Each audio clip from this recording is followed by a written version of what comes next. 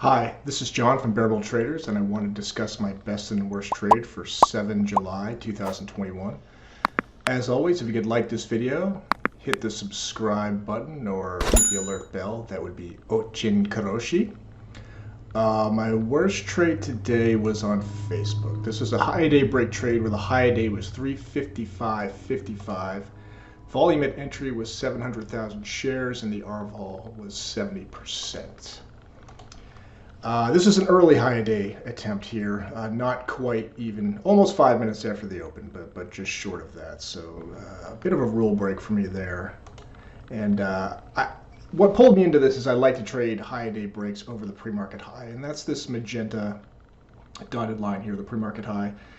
And I saw it kind of banging up on it, and I wanted to take it on the break of that. The problem is that this is really lacking an attractive high day break pattern. There's no punch.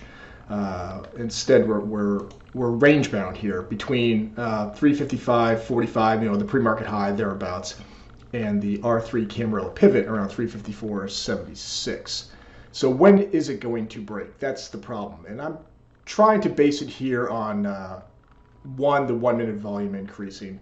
So I saw that happening. 2, the SPY was moving in my direction. But ideally, I should have waited for a bigger pullback and then a punch move up to the high day so that we can really establish the when of this trade. That's what we don't have here. And I took an entry at 355.54 and was immediately stopped out at 354.64. And the break happened 2 candles later. And how could you predict it was going to happen here? Looked like good volume here. Obviously more volume as it pushes it through eventually. It moves it up to this daily level. But without that punch pattern, it's just hard to determine when that's going to happen. And I should not have taken this trade. My best trade, really out of my wheelhouse today, this is a reversal trade, which I hardly ever take because they hardly ever seem to work for me. On GameStop, where the low of day was at 177.56. Volume at entry was 1.4 million shares, and the RVol was 120%, so just normally in play.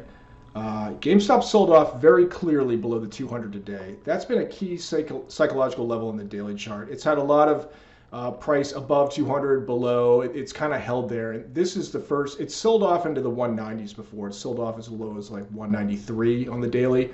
But this was the first real clear sell-off away from 200, and I found that to be very interesting. The 1 minute volume increasing intensely as it approaches its low, and you can see it almost exhausts itself here when it gets to that low of 176.56, and there's no more volume to push it lower. So this might be the chance where it's going to make a bit of a bounce, perhaps hold a reversal, and that's what I'm looking for here. So I took an entry at 180.70. That was purposeful. That's above the 180 decade level here, and I set my stop below the low of day, which doesn't allow me to get too many shares. So I really need this thing to run. I need big moves on this, and GameStop can do that. It just was a matter of whether it was going to happen. And also what I did was I gradually moved my stop off as the reversal seemed to be taking shape. So I kind of got this first move here to, I don't know, 182, above 182.50, and I moved my stop below this local low. So now it's not a 1R stop anymore. It's maybe a bit more than a half R. And then came back down, did not stop out there. This held, and it made another move up to around 183, let's call that 183.75, 184. Moved my stop below this new local low, which held before. And now I'm looking at probably 0.3R loss, something around there.